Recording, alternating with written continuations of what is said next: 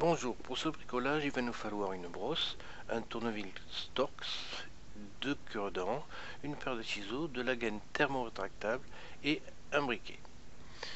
Nous allons commencer par sortir les vis qui sont de part et d'autre des roulettes sur lesquelles on va travailler. Lorsque vous sortez le peigne, ne le retirez pas par l'arrière, comme on voit ici là. Pas par l'arrière, mais plutôt soulevez-le par l'avant. Il vaut mieux faire le bricolage lentement et posément, de façon à ne pas avoir de problème avec l'aspirateur par la suite. On sort la brosse rotative qui ne sert pas à grand chose sinon à nous gêner, et voici les roulettes que l'on peut retirer avec le cure-dent en question ou alors à la main. Voilà sur quoi on va travailler. Vous sortez l'axe de la roulette et récupérez la roulette. Vous positionnez la gaine thermo-rétractable sur la roulette de façon à la faire un peu plus courte que celle-ci, de manière que ça ne gêne pas dans les mouvements sur les axes. Positionnez la roulette et la gaine thermo-rétractable autour. Vous prenez ensuite le cure-dent, vous le mettez dans l'axe, mais le cure-dent est plus petit que l'axe, donc si on en met un deuxième en face, on va pouvoir, en forçant un tout petit peu, on va pouvoir faire tourner la roulette comme un poulet à la broche.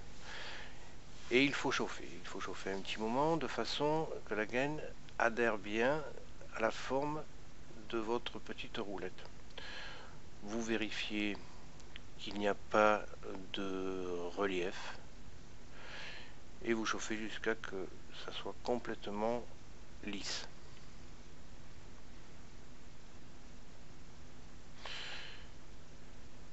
Il faut faire la même chose sur la deuxième roulette. On remet l'axe, on repositionne, on met à sa place les deux petites roulettes. Vérifiez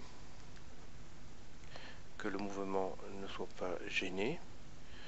Vous repositionnez le peigne, clippez-le bien, le guide blanc qui repositionnez le cache roulette en vérifiant bien que le peigne soit orienté vers l'avant de votre aspirateur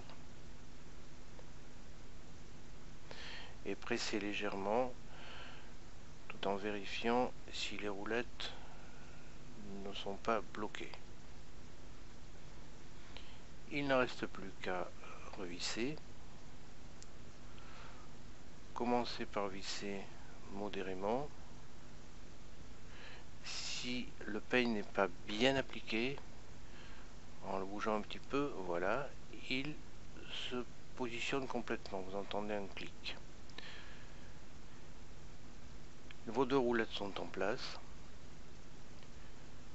Vous vérifiez qu'il n'y a pas de gêne dans les mouvements. Et si tout est OK, c'est bon. En ce qui concerne les roulettes arrière, ce n'est pas possible, parce que l'axe doit être sorti par l'intérieur de l'aspirateur. Et pour ça, il faut complètement le démonter, donc c'est pas jouable. On remet la petite brosse, et voilà, votre Nito Connected a les petites roulettes arrière qui ne feront pas de bruit. Reste à voir, à l'essai, si effectivement on entend moins les grincements.